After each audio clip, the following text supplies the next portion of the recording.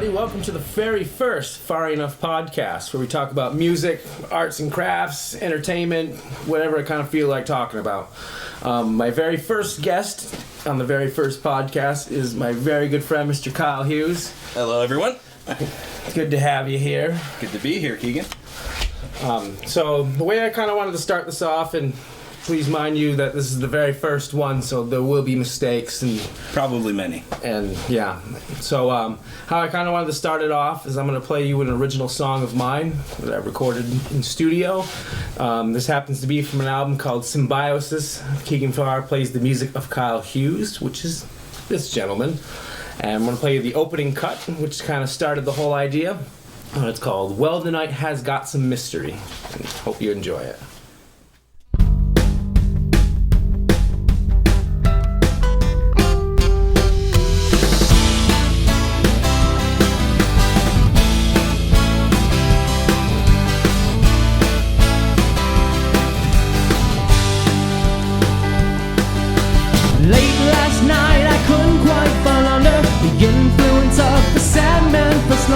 So I rolled out of bed, put on my sneakers, got in the car and turned up the speakers, and drove myself somewhere I'd never been.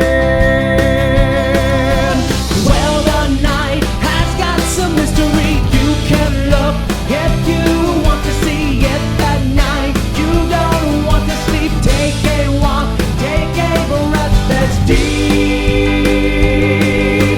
Turned off the lights and got out of the car. Couldn't see the moon, but I could see the stars. I heard a river humming through the breeze.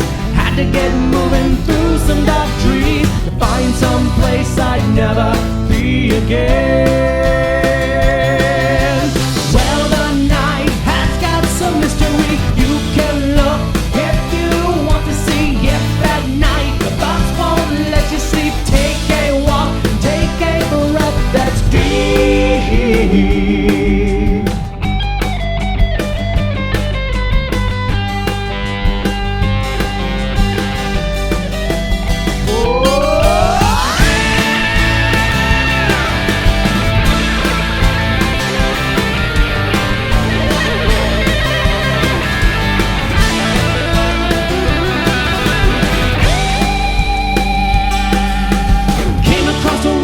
Started following the tracks. I could feel the wind hissing at my back. I saw some cliffs overlooking a creek. Climbed out on them so I could take a peek.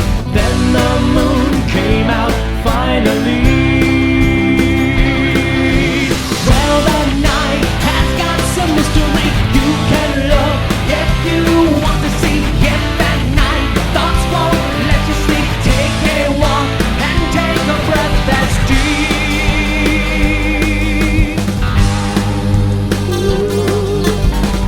Clouds parted and I could see quite clear. The moon on the water was shining like a mirror. Up in the distance I could see a town, the steeple of the church as the people settled down. And I just took a deep breath quietly. Well, the night has got some mystery. You can look if you want to see it that night. The thoughts won't let you sleep. Take a walk and take a breath that's deep.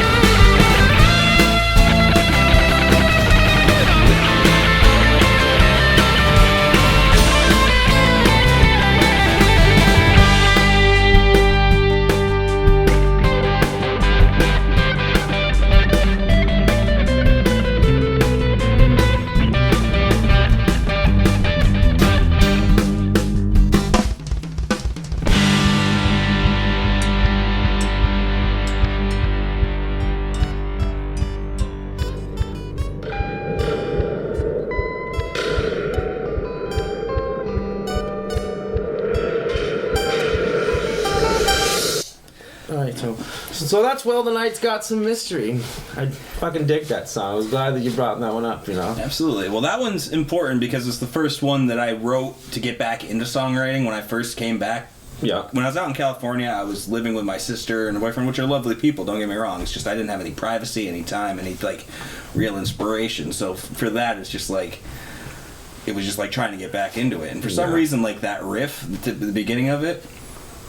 I don't know what that was about. That's not my typical songwriting style, but that's kind of what makes it in a way. Yeah, I thought that too. It was like, this one's kind of different than your normal stuff, you know? Yeah, but then when I actually, when I was writing it initially, I only wrote the verses and just did the riff. And then I'm like, once I like finished it all, I'm like, I gotta go back and write a chorus to fit the riff. Right.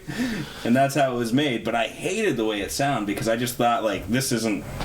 I'm not doing this right. So then I asked you if you could do a cover. It's the first time I asked you specifically to do a cover for me. And then that's what led us to your second song. There's quite a difference between your version and mine. There's just a little bit more electricity in my version. A lot. But that's kind of the thing, is the way that you interpret my songs I love so much because you put in all the extra energy. You have perfect pitch, so you know what note you're playing at all times. Mine is more a process of discovery, and then like I like work at it to get it like regimented. So you notice that my improv skills are super low by comparison, you know. Is there available of your version online? Yeah, absolutely. Is it on your SoundCloud or whatever? It absolutely is. I'm gonna go grab my Well, the link is gonna be in the description. It should be right here above my head.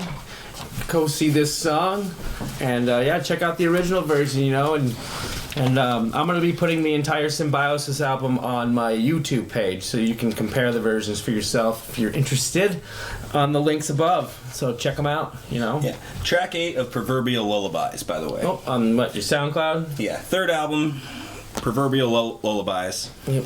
Links in the description. Gotcha. I never know how they do that. It's like, do you know exactly where it's going to be? I like, can make it wherever I want. Like, poop. Kudos to you. So I think it's time for fun editing.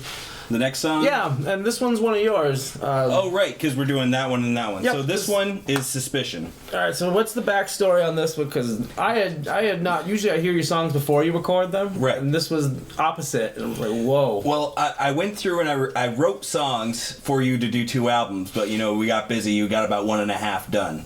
Okay, so I'd like finished like 24 songs for that second album.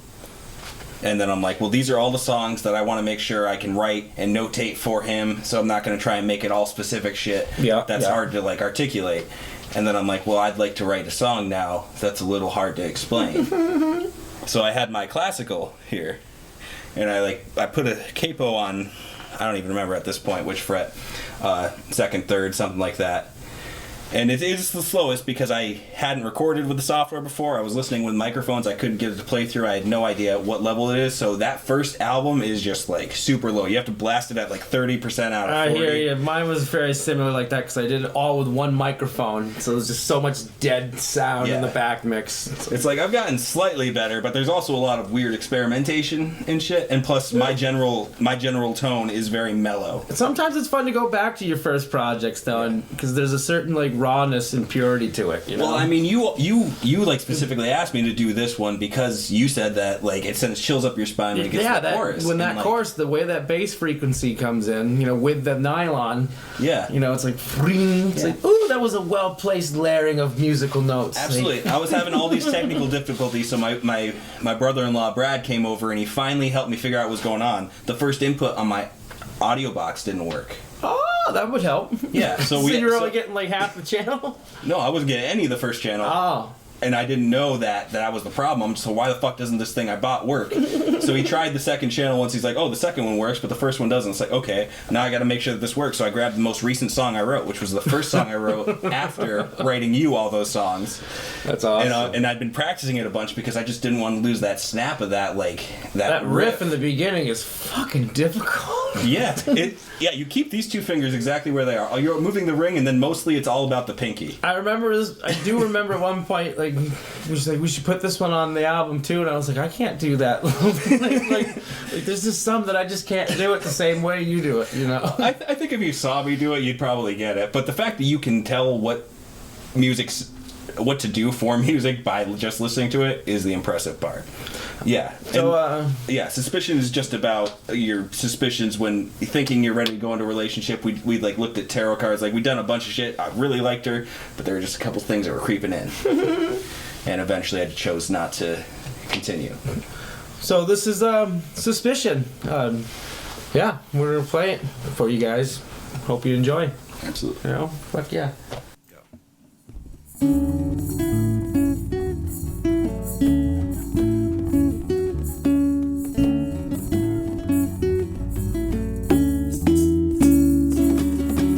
You see me staring off at infinity. I see you staring at stars. Yet somehow we both just can't seem to see where we are. You just look through your telescope. I try to look into your heart. All our problems we try to diagnose with birth charts. Now I feel suspicion setting in. Are we being honest, or are these false grins? How can I to my own self be true? If when I'm in your presence I get lost in you.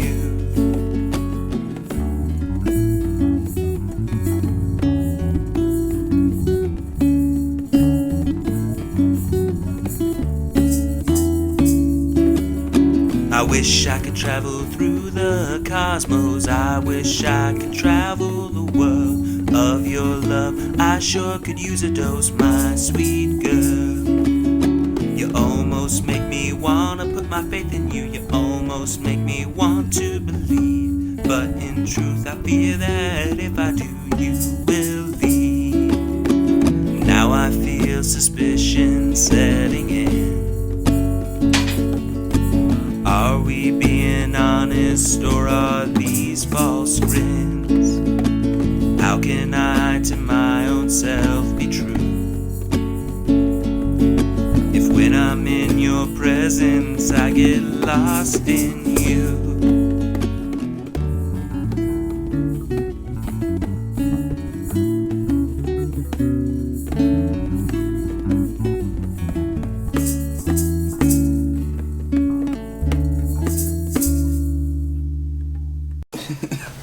Well, that's the thing. Take one on the bass. That was your first take? That was the thing. I picked it up and I was super nervous about it. Boom, boom, boom, And I'm boom, like, I don't know, because I haven't played bass in so long, if I'll be able to do this. The very first thing I did was...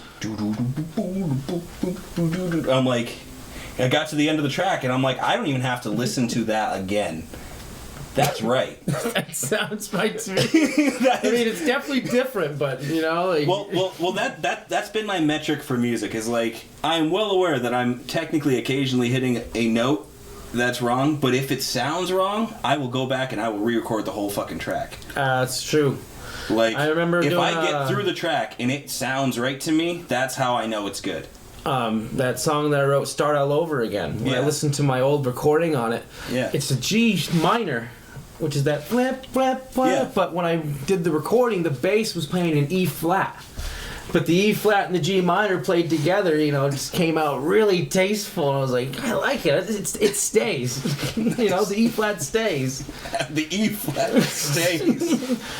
I'll put that song on for next week or for next podcast. Yeah. It's probably not doing these weekly. With this I don't know enough podcast, people. you've been promoting me. With the next podcast, you can promote yourself a little bit more. Yeah, I mean... Although I that don't being need- said, the next song is one that you do Yep. of mine. And this actually is what started the Symbiosis project, like in my idea, because you sent me Well the Night's Got Some Mystery, but... Then once it was- you did that, you asked me if Well- you could redo Still Afraid. Well, it started with Still Afraid, though, because I asked, like, hey, man, can I cover this song? And you're like, yeah, and so you can cover any song you want. It's like, you should do a cover, Well the Night's Got Some Mystery, though. Got you. So it's actually And inverted in my mind? Yeah, so I'm like... My bad. So I did them both, you know, but I Yeah. made sure I did yours first. Thank you.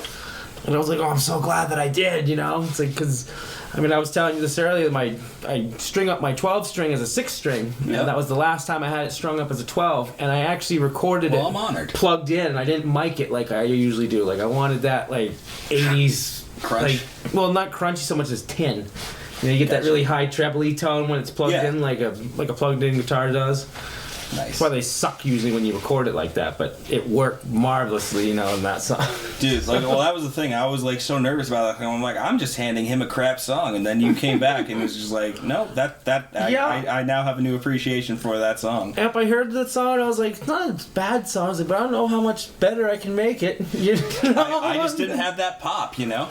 Like, I think I'm good. Like, I like interpreting yours because I'm kind of, like, you know, softening the edges. Yeah. But when you reinterpret mine, it's more like you're just like putting the oomph in, you know? Well, what I like about this next song is, you know, it's one of the first songs that I remember you playing, you know? Yeah. Like when we were up in Johnson. Yeah, it was part of the Creatures, like, of Sirens and Serenades recordings. I tried to recapture the way that harmonica sounded, because I just remember in that version, like, I was just... It's like, and then the version on the album came out way fucking better than that. Yeah, right? It's like, how did you get it to sound just like that? Like, Twice Today, you know, from... you know, Twice, in Tepic, like that piano part came out almost better than the first one, even though it was a fake piano. Absolutely. No. All right, so this next song is also off Symbiosis. It's called "Still Afraid," and it will be available on my YouTube page soon. But for right now, you guys get the exclusive. Still Afraid is track 6 on Flawed Logic. Oh, if you want to hear the original version, Well, links up there, yo. His was recorded first. The original version is way back. All right, Still Afraid.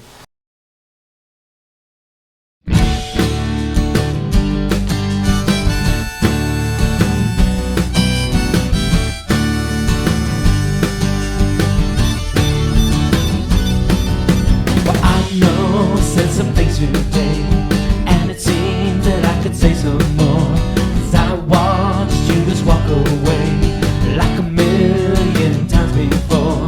But I am still afraid that you will misbehave, and I can't stand that pain. So please won't you stay?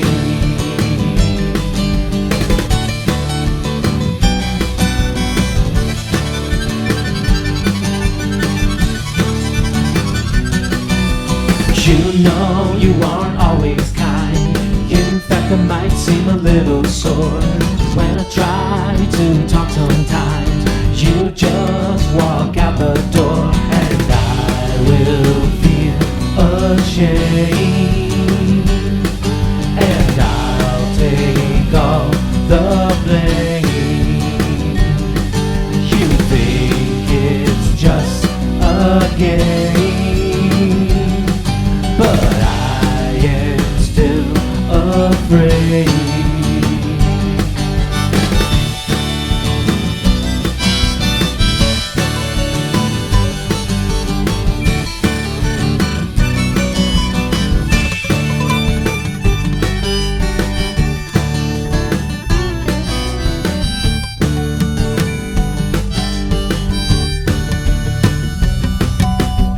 Once I thought that love was fake, but you showed me my mistake. You said it's about the give and take, so give please for heaven's sake. Tell me that I'm your man, let me take a look inside, and I'll do my best to understand, and I'll buckle up for the ride. But I am still afraid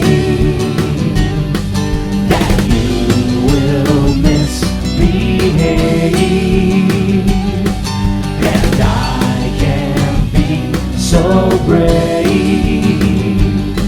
as to let you just walk away. Well, I am still afraid, so please don't you walk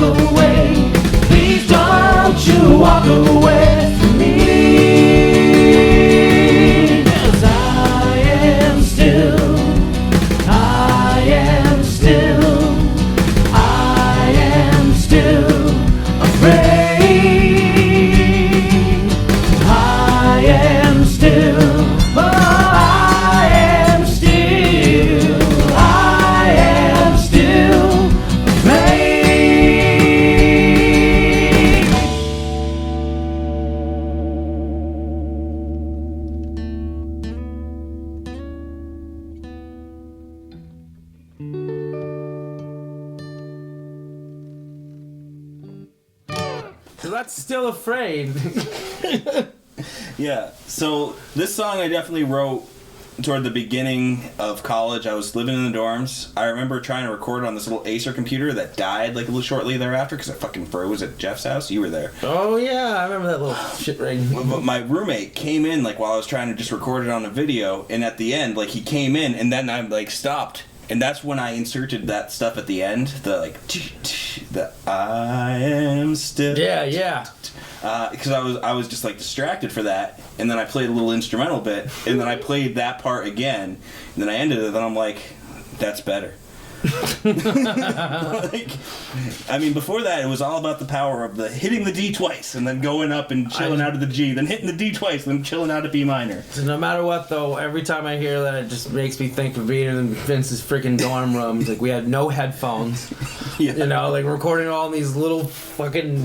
I think they were Acer speakers as well. Like, they were like these little Walmart brand, like, crap speakers. We just had them in every mix, so it sounded horrible, but. Yeah, and you'd recorded Day Moon. We spent like a whole day recording Day Moon. Oh, that was we fun. had Vince's coin flip in it. And the everything. shaving cream. Yep. I'll be happy to inform you that mic works again. Nice. It resurrected itself. Excellent. It stopped working for like 3 years after I shoved the shaving cream in it. I was like, time to get a Shure anyway. So, DN RIP. Do not rest in peace. Yeah, because I think you'd done that, and then you're like, well, do you have a song you want to record? And I'm like, yeah, I have this kind of one that I think you might like. Apparently enough to come back. Yeah, it's a comebacker. I do think it's one of the more popular. I mean, just G, B minor, and D. But, I mean, you know, it's all about the way it's done throughout the song. Simple songs aren't bad. You know, simple songs are the best songs because they're simple and catchy, you know? Well, I love the hook in it. Yeah. Well, with like my version, like I've always done it. Like I think when you get to the end of and I can't be so brave as to let you walk. Well, I am still afraid. Whereas you like have it in two separate spots, which totally works better. But like it's just like this one little thing I did. I'm less like, you know what? But I like his version just as much. You know, like I tried to change it a little bit. Yeah. Well, I've done that to your stuff, so I mean, that you easily get. Yeah. Why don't we talk about that for a little bit? Oh, that project? I'm only 8 tracks into that. So he's doing something similar that, you know, what Symbiosis was, where he's going to be doing my songs. So it's kind of it's different, you know. Like I've heard a couple, you know, played over the like Facebook through the thing. Yeah, it's like, it probably can't cancel that way. It's mostly us just looking at the camera, like yeah. But you've been helpful in mixing a couple of the tracks. No, there was that one. It's like, well, it's like I'm not going to be able to hear it as well as you can. It's like, but I can notice little subtle things. Yeah. Not My Baby Anymore. Like, because I really wanted to get those counterpoint vocals in, because when you used to play that at the same recording session, you know, I got out the tap shoes like for the end. Like we'd actually finished it all. You played like a bunch of your tracks, and then I'm like, well, I'd like to play on this. So we strapped a coin to the bottom of this cane I had, and I put on Vince's tap shoes, and I'm just like like chugging the whole way through, and like trying to do like these harmonies that you can barely hear in it. So I'm like, okay, I want these harmonies. Oh, that's actually Why Do All Pretty Girls Lie I'm talking about.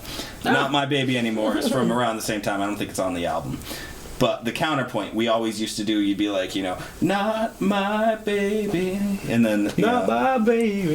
Yeah, and then the second and third lines in the chorus are really the ones where I have like the active. I still remember writing that shit in fucking John Lazat's like, you know, bedroom. Like, we were sitting in there, like, where the triple bunk beds were, you know? Like, I remember, I was like, Kyle, like, I got these words, like, but I don't have any chords for it.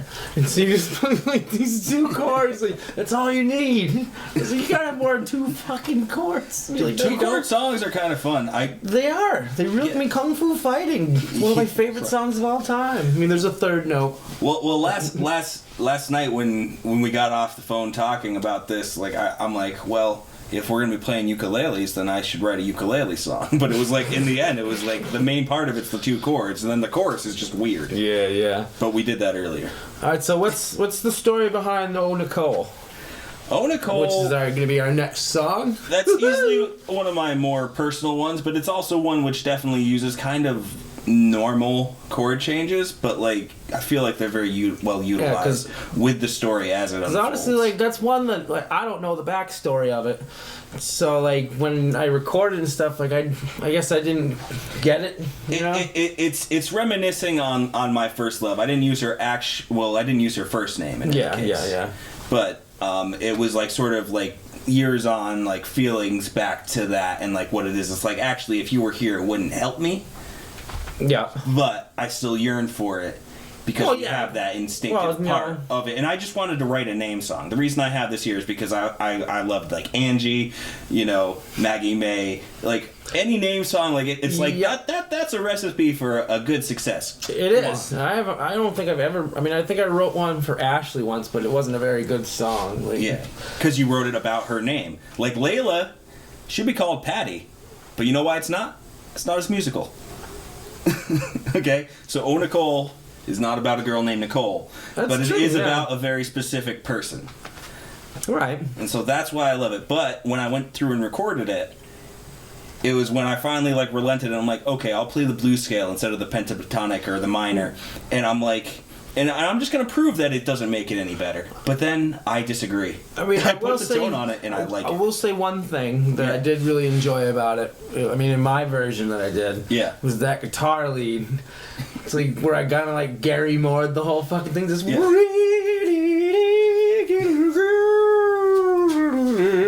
know, it's like, so then like I hear your version, like, well, this is very different than mine.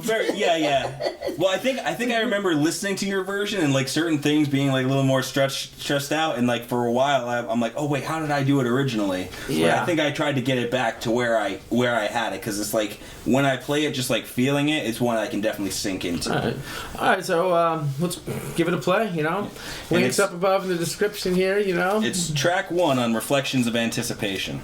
You should give the whole album to listen to if you can. It's actually my favorite sounding album. I think up to that it was too quiet, and then after that it was too loud.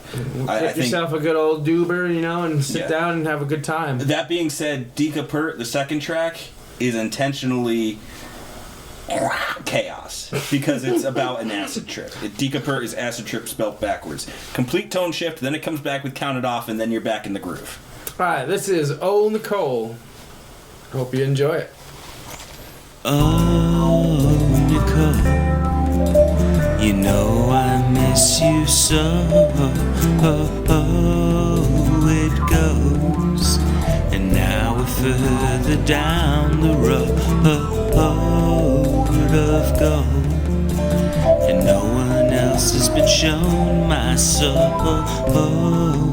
you know. But that's the way it goes. After you've given away your heart, and no one's been there to pick up the shards as it's torn apart, and you find going on to be so very hard. But how do you do? How has this world been treating you? Oh, you found someone new. No, that doesn't make me blue. Oh, Nicole, I'm so tired of this song. It goes, and I don't wanna travel down this road alone. But I have trouble with showing my soul, you know. But that's the way it goes. When you've been pining for so long, you've forgotten how to sing your songs, and everything seems wrong. It's like you can't tell where you started from. But oh, my dear, how I wish that you were near. Even though you'd only bring me tears, still your name is all I hear. Oh, Nicole, you know I miss you so. It goes, and now we're further down the road.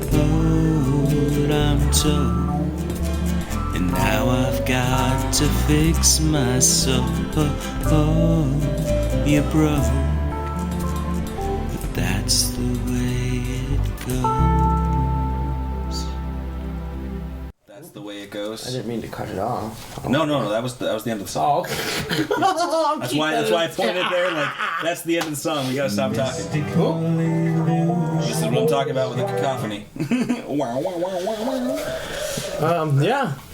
So yeah, like I said, while we were listening to the song, I think that's one of your better vocal performances. It's one you feel, and it comes from it. The other ones, like I'm a good writer, but sometimes I'm like, okay, what was I thinking at this point? Like, I don't remember the rhythm of it. You know, like, that's one song I never lose the rhythm. it's good to have those songs. Like, I got a lot of old songs about, ex-girlfriends and stuff, but at the time, I thought I loved the shit out of them, Yeah, exactly. And those are songs that I still cherish, because it's more like, this is the way I was feeling at that time, Well, yeah, and definitely, like, the person in that song, I didn't believe in love. Look at the Moon, That song is... I mean, it's the simple CGF. It's the simplest fucking ever, song, but I think the words are beautiful. It's the same thing with Maybe It's Better This Way. Like yeah, but back to Look at the Moon. I just remember that song. You're like, we should write a song. It's like, okay, and like I'm just like playing around, and I don't know anything about music theory at the time, and so I'm like doing the CGF. I'm like, oh, wasn't that revolutionary? And it's really the simplest fucking thing in the world. And you're like, well, yeah, now we just need a title. I'm like, you go from the title and work back, and now I do that all the time. But at the time, it was new to me. And you're like, yeah, you could just say like, hey, look at the porch. Hey, look at the grill. Hey, look at the moon, because the moon was out. And it was a day moon, but thank you. But the moment you said that, I'm just like, hey, look at the moon. That sends chills up my. We gotta write that now. Yeah, I remember we and did. Then you solely wrote the chorus. Like the words for the chorus were you. Super strong, like one of the strongest choruses. I'm good with choruses and hooks. Yeah, you're really good with it. And then Aliens. Yeah. And then I mostly wrote the verses, but you would interject a line in each one, and like those lines would be like the best ones, And we sort of did a similar thing with Eventually too. Yeah, no, I totally think that was a 50-50 song, Absolutely. And it's what I still play it. Yeah. I have it written in my book so I don't ever forget the words. Yeah, right. Not that book, but my missing book. Yeah, another book. Yeah, I have it elsewhere as well. It's not right there. Our guest here was the one that came up with the decor for the podcast today. I grabbed random shit that you have here. None of this is mine. I did not curate the Playboy collection. I just put it. Oh, I think they're very tasteful covers, Right next to the globe, if you want to look inward or if you want to look outward. Women all over the world are good. Next song is Like the Wind. So yeah, this is one of my favorites of yours, like big time. Yeah. And I just wanted to take it in a pop direction for some reason. Like this would be such a cool like a Garfunkel song, you know what I mean? Like yeah, like a folk pop. Absolutely. Well, that song, like when I first moved back, I think Vince gave me some acid. Okay. So I took it. And I decided I wanted to get familiar with my surroundings. So from where I was in Essex Junction, I walked south to the dam, went up the path onto the rocks. It was the middle of the night. I crawled up into the dam. I got really intense about it. Came back, walked all the way down 117 till I got to the next town. Came back, walked up the other direction, found a back gate to the Champlain Valley Exposition, took that, went through it as Circus Mercus performers are like tenting out and chilling, and I'm trying to evade them in this fucking place, and I go through a graveyard like in between, and then I come out like on the main bit, and then I walk back to my place, and I circumnavigated all of it in that night. But while I was doing that was some of the inspiration, and it was like about me like always feeling like I'm just like trying to just breeze through life, but then whenever I make connections, I'm always basically acting like a hurricane, and I just like wipe shit out. I love the last chorus. And oftentimes I feel like the sun, are too hot to touch for anyone. It's like I like how it changes. Well, yeah, and in each of the metaphors are not what you think they are. Like the wind. If you hear like the wind, you're thinking run like the wind. Yeah. And it's like no, I feel like the wind. I come through, and if I leave too much of an impact, I start to destroy things. but I'm comfortable in small bits. But like me and my own trajectory in life is I'm getting pushed around by the earth that I'm actually going around simultaneously. I did not know that. I always figured it was like the wind. Like I'm a drifter. Well, I mean, that's what the wind is. That's it's drifting. the way I interpreted it. That is correct. That is what I mean by it. And this recording holds a soft spot because it was the last one I did on my Line 6 tone port. Oh, so tell me more about that. I got it in like 2006 when I was in high school still. Yeah. You know, because it was fairly new at the time. You know, you plugged it into your computer. It's like it had a whole like module system like built into it. I think the program was called Gearbox. Right. So I could make, you know, an electric sound, you know, like distorted or had different type of vocal effects, you know. And so we did all the Creatures stuff with, you know. Yeah, I remember that. And so what happened was it became outdated for the computer I was using. So when I did it for Like the Wind, it was the last time it worked because the very next time I plugged it in, it was all like the sound card was fucked. I'm sorry to cause this last, but I'm glad that it went out. I'm glad it was that because one. I love your version of Like the Wind. I think it's got a good. Plus, it was one of the only times in that album I changed the drum tone. I turned the bass like really, really high because at the time the speaker I had that I used to listen to all the songs at work had a big subwoofer on the bottom. So I was like, I want that thing to be popping. You know? Yeah. So, I want like, the black. So like I turn the EQ, the bass like way, way up. So like the drums just like punch right through in the mix, you know? Like absolutely. It's like, no, I want it to be kind of like a pop song. Well, I mean, like I feel like as I wrote it, that is one of those songs that is more poppy by nature. It's just, you know, when I end up playing it, it gets a little bit more melancholic. I still think it's got a good hook, but anyway, let's give it a little spin, you know? This is Like the Wind. The original occurs track 17 of Medley of Melodies. Awesome.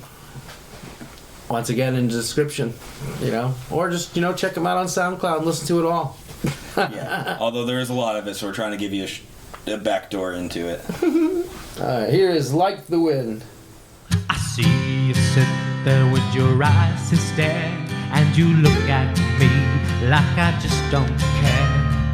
But you know that when we were there, I always tried to treat you fair. So please don't think that I can't see what you have sacrificed for me. But I wasn't considering just our own needs. So in the end, I set you free. And oftentimes I feel like the wind, gust of rage just pouring in. And oftentimes I feel like the sea, infinite and deep as you and me. As you sit there blindly unaware of just how deeply I truly care. You know if I wanted I could have you instead, but to lie to ourselves is just unfair. Please don't take this with misery. This is best for you and me. Differentiate wants from me, and I hope one day you will see. And oftentimes I feel like the wind, gusts of rage just pouring in. And oftentimes I feel like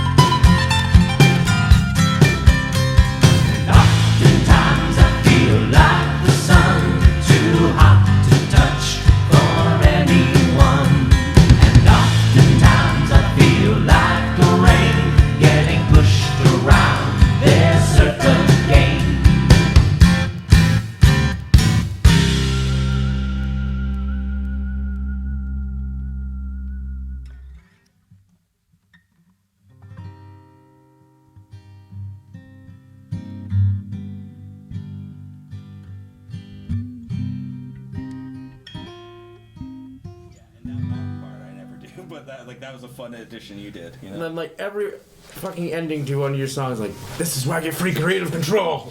You know? Oh yeah, dude. This part is one of my favorite parts of the song. It's like boo, boo, boo. Oh, that's a pretty chord then. Oh. But yeah, you definitely take creative control at the ends, like Rising Tides. Just Oh yeah, the bed everything. springs. Like, But that is a good song. I love that song. yeah, like I said, it's nostalgic for me. It just makes me remember like jamming with you, like back in the day, you know. Yeah. It reminds me, it's like, oh, I remember when he used to write really good songs, and I would hear them first. Yeah, right. Well, that one, I think I've told you before.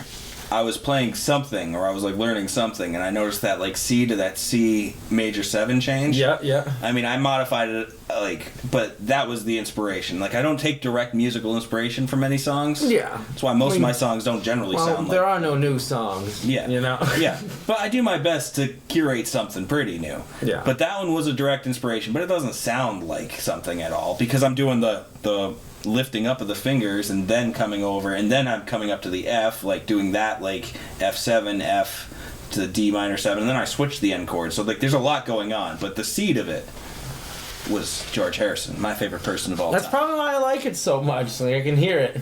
It almost sounds like his like later 70s stuff. Yeah. Which I've been listening to just unhealthy amounts of George Harrison, if that's something that's possible. There's no such thing as unhealthy George Harrison. Must have listened to the George Harrison album like fucking 80 times in the last week just for that. Well, Love since we've Comes been to talking Everyone. about it so much, like I'm like, man, my George collection is lacking. I did not realize. I have a lot of them. It's like I have All Things Must Pass. I have Brainwashed. I have Dark Horse. I have Somewhere in England. I have like a best of. But That's the one I just listened to today. But you're like, do you have Cloud 9? It's like, no. You should have Cloud 9. Cloud 9's arguably the best one other than All Things. I'll work on it. But it's just the perfect album because the band by itself, because you got Elton John as the pianist, you got really? Clapton, Ringo, Jeff Lynne, Jim Horn. Yeah. Like, it's just the perfect fucking band. Absolutely. You know? Like, that's why in the music video for When We Was Fab, like, they're all in it. Like Elton John gets his wallet pocketed by George's like leg hand. Yeah, no, I remember that. And like Ringo's just coming through with a wheelbarrow. The piano, the keyboard where he's holding both ends and the hands just do. Like, it's just awesome, man. And then he's got like the handcuff slot. Although the best part, at least in my opinion, is the very end where he just grows fucking additional limbs and then levitates and turns into a painting into the wall. Well, that's what I was trying to simulate. Oh yeah, and the branching out, like, let's make 12 Georges branching out of each other's body. Actually, the last song of the stuff I had recorded, which occurs on Kaleidoscopic Visions, the 15th track, Language of Love, I like did a drawing to it in that book I showed you once that I only did like a few of them, 4. But that one's got a guitar and then like a lady sitting in yoga style who then like splits into like 8 arms. Oh no, 10 arms. 10 arms, because like the first line is like sit off their yawns and he has 10 arms. I'd love to see him clap his hands, so it's like a quick. Did you do 10 claps or? I did 5 because there's 10 hands, which make 1 clap per pair. That's a good point, yeah. 5, just. No, that's 1 too many. Yeah. There we go, yeah. I can count. Did it twice there. That's the way to do it. Anything worth doing is worth over. So let's talk about your final song here. Ophelia. This one's a newer one. That's why I wanted to include it. I've only heard this the one time, that you played it for me earlier, so right, I don't know too much about it. So yeah, like I said, after Reflection of Anticipation, it gets a little too pushy with the levels because I'm trying to compensate to make it not sound quite like Lackadaisical Daydreams with the quietness. So the bass, I got my jazz bass out, which I got around. Sorry to keep referencing this, but this is how I have it. Cosmic Curiosity. I had it for Can You Laugh, track 4. I got my Les Paul and my jazz bass then. But in that song, Ophelia, the second track, of Kaleidoscopic Visions, my most recently released one. That's got the bass going there. But I like the song. It's a bouncy song. It's more upbeat. But it's all about references. It's like I'm a Little Romeo, which occurs a few albums before. Yeah. It's a song that makes a bunch of references from a couple different cultures, but it's talking about how it's like that. And it's also like switching the way you think about things. So it's like, I call you Ophelia because it's such a waste. How for someone else you throw your life away, which is what she did. Her obsession with Hamlet, she tossed it to somebody else. And you always see like these women become self-sacrificial for somebody they knew before. It's an idea. So I have a question for you. So where do you come up with the inspiration for the titles for your albums? When I record the first song and I have to save it, yeah, I just write the first thing that comes to my head. Okay, because that's the one thing that's hard. It's like I have a hard time remembering what your albums are called because they just get really whimsical. I love the fuck out of like it. the first one, I recorded Suspicion, and I'm like, okay, I remember Lackadaisical Daydreams. What would be a good title? But the thing is, I didn't know how to spell Lackadaisical. I had to look it up in the goddamn dictionary. I'm like, that'd be a fun little name. I'm like, how is anybody ever going to find this? Let's call it LD, short. Yeah, so I tried to make it more memorable with Medley of Melodies, but I've actually heard people say that they actively hate that title. And I'm like, I thought it was cool, but then again, all medleys of Melodies are what medleys are, so it's kind of redundant. But whatever. I would have been alright with it. Yeah. Then the next one starts with Even a Fool When Silent Is Thought Wise. I love that Which song. is a song that's written from a weird perspective, if you don't understand it. It's warning women about how men can act silent and be seen as more intriguing than they actually are. There's a version of that song in Symbiosis as well. It's cautionary, but there's an old proverb called Even a Fool When Silent Is Counted Among the Wise. I just shortened it to make it a little bit more musical, even though it's still a long fucking title. I think, but you can, you get away with putting it in parentheses, it makes sense. Yeah, and I think I just wanted to use the word lullabies, although I should have saved it.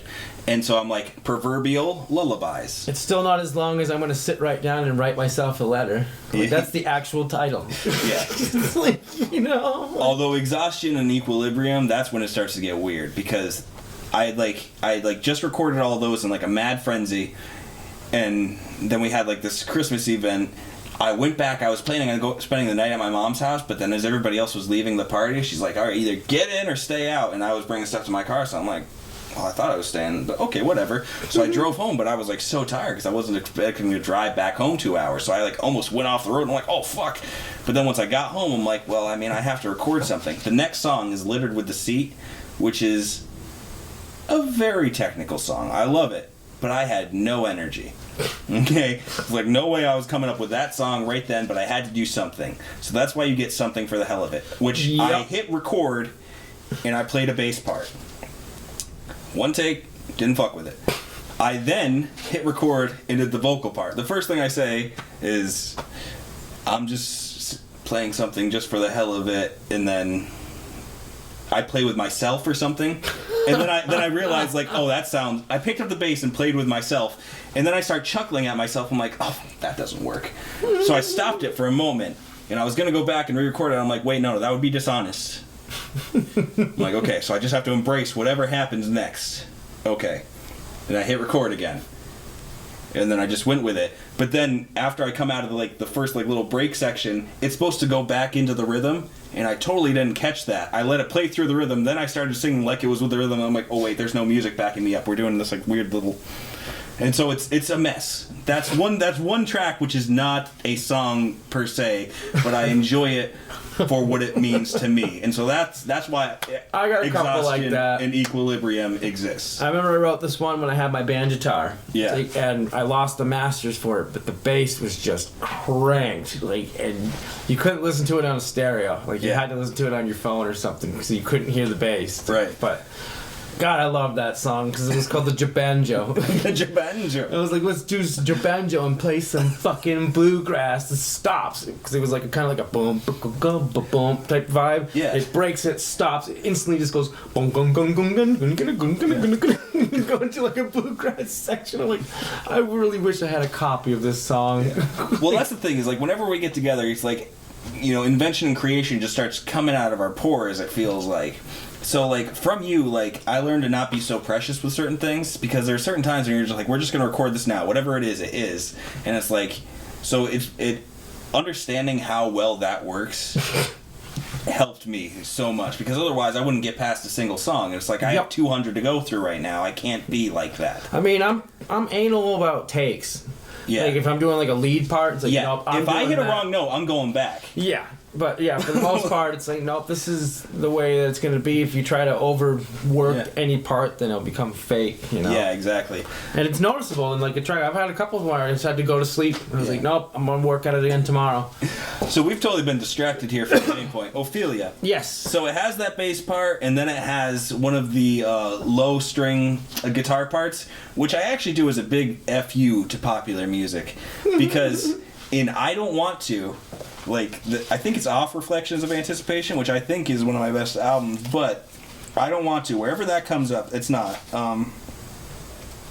Anyways, wherever that comes up, it is not my favorite song in the album, but it's the one that got the most likes. And I'm like, that is a 3-chord motherfucking song. Isn't it funny how that works? It does become 4 chords in the chorus. I throw in an A minor. There's it's songs essentially the same thing as Look at the Moon, just in a different order. All right, but and it's like whiny. It was meaningful to me because it was talking about the conflicts I had with Kayla, not being able to, like, vocalize them because of the situation. And I was, like, you know, really battling with myself. So, like, it is important to me. I do appreciate people responding to that. But, like, all I did is I literally only played on the high string of the guitar. And so now it's like, if I'm like, okay, if I want to sell this as a pop song, single guitar string lead on the high, where everything comes out at exactly the same volume, people seem to like it, fuck you all. Whatever. When I'm going wild across the fretboard, doing much more impressive shit, nobody notices. No, it was like, well, that was just a bunch of notes. Yeah. You know, but just that doesn't when you hear, like, the beginning of Suspicion, you know, it's like, I appreciate that. You know, like, how many notes are there? You know what I appreciate? That the song that you pointed out on the first album was, like, the most technically difficult one to play. Like, I did not think it had any pop appeal. I'm like, nobody's gonna like that. But I'm just sick of writing the same shit. Yeah, you gotta branch out. I tried my best to not write the same shit, but, like, you know, like, nobody's coming up with a tall order. Did you check out tall that order. Artificial Analog shit I sent you? Not yet, but I will. It's pretty much electronic music. Like, it's got, like, one of them's like, it's got, like, a Rob Zombie, like, techno drum beat, but it's got, like, drop D distorted, like, no, and it's got, like, these, like, bells and shit in the background just going, like, you know, like, I'll have to show it to you. Well, it's in my messenger. It's just there's also a lot of other stuff in the messenger because I'm, like, going up to, like, watch your songs, and then I'll catch a live stream if I. Well, I got it on here too. I'll have to show it to you for sure. Right. We still need to play Ophelia, and so it's continually references. The main one I'm going to point out. Well, there's two. The Achilles. You know, there's a flaw you see. You know, I know loving you could be the death of me. Yeah. But the Don Quixote stuff is the only one that kind of, like, stretches beyond a couple lines. Okay. And that's because it was, like, right in front of me, and that's, like, a story that I delved into. Like, I made you listen to the whole of The Man of La Mancha's, like, original cast recording on Broadway. So, like, I'm into it. So, like, that was, like, the biggest one for, like, identifying me against the other things that are just more situational comparisons. All right. So, with that in mind, let's play the song. Yeah. This is Ophelia. Once again, link. Yeah. Kaleidoscopic Visions, track 2. I call you Ophelia cause it's such a waste. How for someone else you'll throw your life away. I call you a soul cause there's a spell you see that tempts both heart and mind to just disagree. And so the legend tells we'll lead ourselves to hell and charge Cerberus game to hope for a better fate than souls who linger there caught in Hades' rice land. Call me Achilles cause there's a flaw you see. I know loving you could be the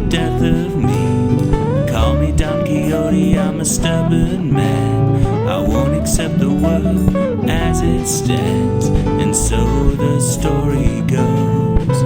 We'll fight windmills and trolls, and they may call us mad, but envy good times had, while they just plot and scheme to destroy sacred dreams.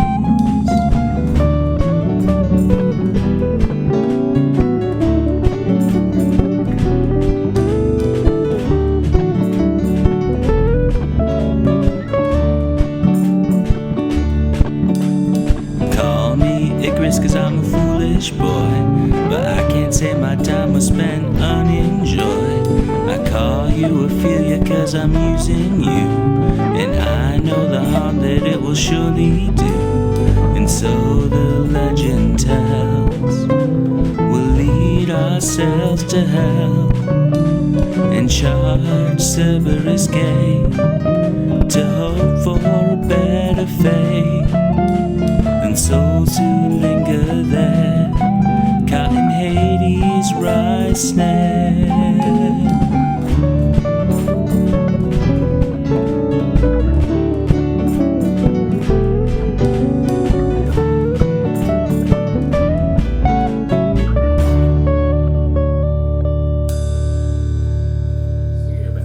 So I really like the ending, just the dude, because I had the Les Paul and I'm just like There was some interesting layering and then there, you know? and then just at the tip just cymbal crash. I like how you get that one little lead track that's just always going in the background. You know, this Yeah, that's just on that high string, just for the commercial appeal. As the bass is like, fucking, you're gonna hear me. You will hear me. Oh shit, dude. Yeah. So that's why I chose those three. The very beginning, sort of the peak, Well, thus far close to the end. one of the reasons I wanted you to be the first guest too is you're very different from many of the other musician friends that I know. Plus, we go way the fuck back. Well, yeah. But you don't do a lot of live stuff, you know, like. Almost none. I mean, Yeah. like, I can go and I can play if I want to, but I work on the weekends, you know? I have a Yeah. full-time job, like, that's how I do it. Like, I just write because I love songwriting. Like a Harry It- Nilsson approach, you know, like, 'cause, you know, Well, I mean- kind of love that. If I could get away with not playing live, I kind of. Well, more like Latter-day Beatles approach, Yeah. honestly. It's like, I mean, I love live shows. Don't get me wrong on that, you know, like. you've got to wrangle so many people. And people are unreliable. I can depend on myself. No offense to people. Well, in that's general, the reason but- I started doing the recording thing so heavily. Like, Yeah, if people can't show up to play with me. Growing up, you did everything. I'm like, I can just do everything and not have to worry about everybody fucking else. Yep. Great. Because if I sit down and write a song, you're going to have a song in like 10, 20, 30 minutes if I'm having trouble. Like, you know. It's much longer when you write with Yeah. people. When you and I write, it's like, I think done.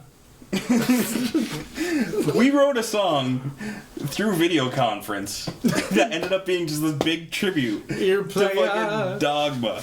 I have my version of that right here. Oh, yeah?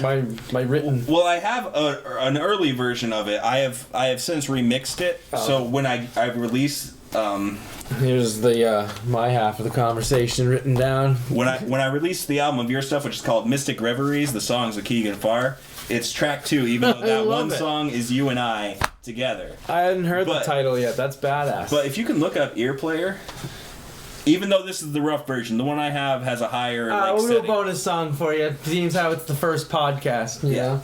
Well, and we wrote it together, and it is largely just an advertisement for Dogma. But I need to get my version. But the thing is like we mention like all the most of the peripheral characters, but we don't mention like Which the album is it 5 off of? main leads. It's not on an album. You have to go to my just individual tracks? Popular tracks probably because I put a like on it so it would pop up early. But if you're just going, that might take a little while. Go to like tracks, dude. Go to popular tracks. Oh, I'm on you are. popular tracks. Oh yeah. Let's just keep going until we see it, you know? Oh, that might take a while. What was the song again? Ear Player, God from Dogma. Might be better to just look it up at this point. Yeah. Because Because to go to your tracks. yeah, sorry, it should be anything before Kaleidoscopic Visions, really. So like the first 20 tracks you could probably jump, and then it should be about the 21st. Well, that's the exception to the rule. Yeah, that's track 13, I believe, of Kaleidoscopic Visions. All right, let's type it. Winter is track 3. Just scroll down 4 more. Just scroll down just a little bit further. Come on, come on. It should be about here, where the screen is loading. That's My computer sucks. Hey, there we right go. fucking there. All right, bonus track. Ear player, God of Dogma. God from Dogma. God, yeah, Dog from Dogma. Listen to it.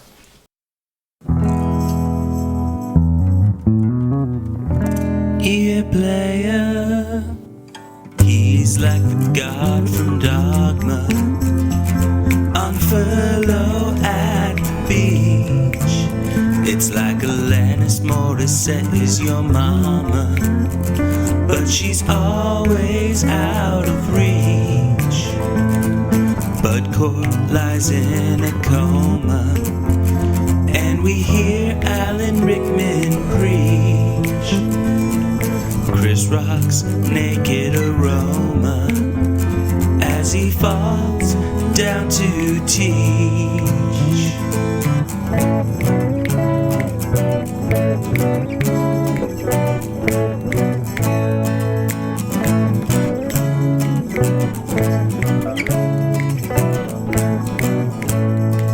Ideas are better than beliefs. Just don't force your views onto me, 'cause we all have our grief, and we all have our needs. Ear player, he's like the god from Dogma, but don't get down on your knees. Show your ticket or she'll throw you off. ID or no entry, please. Now someone call Selma Hayek as she's dancing to ABC. Jason Lee starts a riot, all for his own greed.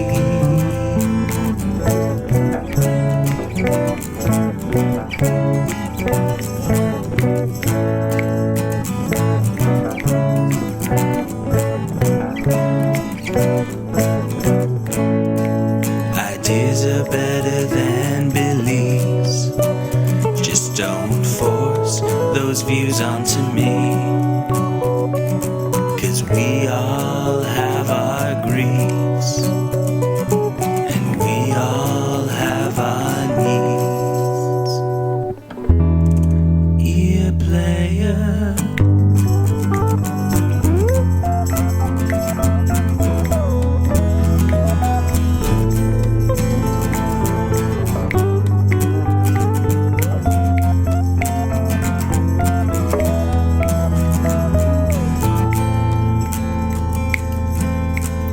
God from Dogma. Do-do-do-do. He was the God from Dogma. God from Dogma. Do-do-do-do. She was the God from Dogma. There is no fire, no rapture, no exquisite sin greater than central air. Ear player. Dude, like I said, that was an interesting writing Experience. session, like for that song, like because I was just drinking so much Jim Beam. Like and I we're know. out doing we're doing like a big messenger chat. And I was like, we should just write a song about Dogma, man. Like, Well, no, you were just like, you're like, I don't know. You wrote the chords. You're like, we should write a song. We should call it what should we call it? Ear player. And we were like obsessed with ear player. Even though where we took the song had nothing to do with that title anymore. No. We still kept it at the title. We just put it in the subtext of God from Dogma. I still don't know how it got to Dogma. I really don't know. Well, I will tell you, okay, you came up with the chords, all right? And we were having a conversation, and you were like, oh, it's like the God from Dogma. And I'm like, that has to be the first line in the song. I know exactly what you're talking about. We should totally make that the next line of the song. And then you're like, well, Alanis Morissette is your mother. I'm like, what do you mean? You already talked about the God from Dogma. You're like, yeah, it's Alanis Morissette. And she's your... I'm like, okay, so, I guess metaphorically, and she's always out of reach. So I threw in Bud Cort, which isn't even like one of the main Periphery characters. Isn't he the old guy in the beginning? Yeah, he's the surrogate body for God, and he's in a coma until they... basically take him off life support, and then Alanis Morissette comes in. So he's out of reach. All right, and so as a result of that, they get Alan Rickman, they get Chris Rock, they get Selma Hayek, and so we start layering on those. But we never mention the 5 main fucking characters. No Jason Mewes, no Kevin Smith, no Linda Fiorentino, which that's the reason we didn't mention her. Fiorentino does not work musically. And then no Matt Damon and no Ben Affleck, which seems like, and also this is a Periphery character we should have mentioned, George Carlin. My bad. Yeah, my bad. We just got to the end of the page, and so we stopped writing. And I still think that Buddy Christ should have been mentioned once. Well, if you can pull a sound clip from a movie, I don't know if you have the technology for that. I'd get flagged for copyright. All right, well then, fuck it. Right. But we can, talk about it. Yeah. Well, I think we should just give the song to Kevin Smith and be like, use this and make a trailer with it. Yeah, please make Dogma 2. Yeah. During the instrumental sections, that's when you put in the images of the people we don't mention. Did you watch the reboot there? The Jay and Silent Bob reboot? Yeah, I have it. I thought the Loki part was the best part. Like him and... like the half second. Val Kilmer. Val Kilmer was awesome with it. Yeah. And he couldn't speak because of his voice. I didn't know that. So they're like, well, we'll make the Silent Bob. Like, they look at him, he's like, Val Kilmer's still crushing it. Like, he found the role. Like there were a lot of times where it's like, okay, you're getting super lazy and uninspired, but then there are like little character moments that start to build on you, like the stuff with the daughter and Jason Mewes, who actually has his daughter, and then Ben Affleck pretending to have Jason Mewes' daughter, and then Jason Mewes have their moment. Like there's a lot of familial stuff. I just got a kick out of it. It was Matt Damon's little part. Like it's just him sitting in a chair, like, hi. Like, yeah, you're probably wondering because I'm dead. I died, but turns out they punished me by putting me here. I was Loki before it was cool. Like, and his Loki was badass. Definitely. I loved his Loki. Ben Affleck was great in that movie too. Like he fucking crushed that role. Like, yeah, Ben Affleck's part was super great, and like Kevin Smith and him had such like bad blood for a little while. Like he was like, I really don't know why he doesn't like me. And then they like just interviewed Ben Affleck, and they're like, oh, well they're doing this. Do you have any interest? And he's like, yeah, they just need to call me. And so he's like, well, okay. So he called him, and then they wrote that part, and that's probably like the best individual scene in the movie. Like quality wise, like it says the most. My favorite scene is them in the beginning of the airport there. Like, you'll have to refresh me. Like when Matt Damon and them were in the airport, just like talking about people, I don't know. Dude, you're talking about Dogma. Dogma's a different movie. Yeah, I am. Yeah, no. I'm talking about Jay Silent Bob reboot has that best moment. Dogma has 1.5 million better moments. Dogma is Kevin Smith's masterwork. Mallrats, to me, is a second, which is probably controversial. I don't give a fuck. People usually rate Clerks higher, but Clerks is 3 for me. Yeah, Clerks is good. I do put it above Chasing Amy, which I do also like, but that's like 4. Or Jay and Silent Bob Strike Back might be on par. Yeah, but that's because I'm a stoner and I enjoy stoner comedy. That beginning is just clutch, Plus Morris Day in the motherfucking time. Yeah. And also, the promise of Mallrats ending with that kick-ass Weezer song. Suzanne. Another name song. That was a good tune. I'm not a big Weezer fan, but the monkey named Suzanne in the movie. Suzanne! That was a great song. The Guns N' Roses, like... Oh, yeah. Siggy Slash and Axl Rose. Like, I don't know, like something about that. I was just like, I love that. I just do. I just do. Oh shit. Jason Lee coming out and just owning that. Oh that yeah, movie. him. I think other than the kid on the escalator, because that was just a great joke. Yep. It's like, but when there was a line in the comics, I think that was his best moment. You know, like because he's like running into people, and you actually believed he was freaking shit. You know, Yeah, like absolutely. just because you read some comics, can't start some shit. Like, you know. That is absolutely great. But Brody's best moment is when he's on the game show and he starts talking about his cousin jerking off on the airplane, and everybody else starts doing it at the same time, and then nobody else talks about it once the plane lands safely. And everybody's enjoy so that part. riveted, and then the guy from Clerks is just like, well, did he come or what? He's like, Jesus Christ, man. There's just some things you don't talk about in public. I always like, Okay. You guys are making whoopee. What's whoopee? He's like, me like fucking? Oh, I love the song Making Whoopee. Oh, yeah, you're right. I do love that song. I was listening to Little Touch of Smealson the other day. It's like, you know what? It's like, no matter how many times I hear this song, it's just, it's really good. Honeymoon. I've learned how to play that one. That one's fucking gorgeous. I love the chord changes. It's got like that little, flat, like to a mind. Right, it's right. pretty.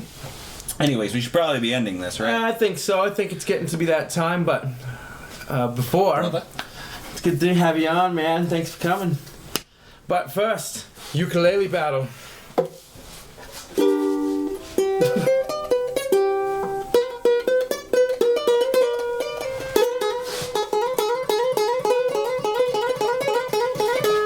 I'm out of tune as shit. Now we're way out of tune. Oh, well, then maybe I should just play a chord for a minute.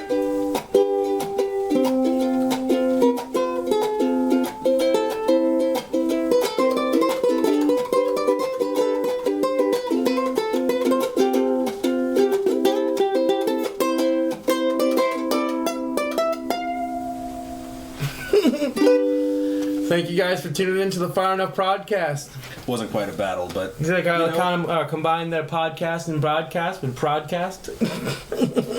this pro-oddcast for your enjoyment. Thank you guys. Till next time. Peace and Peace. love.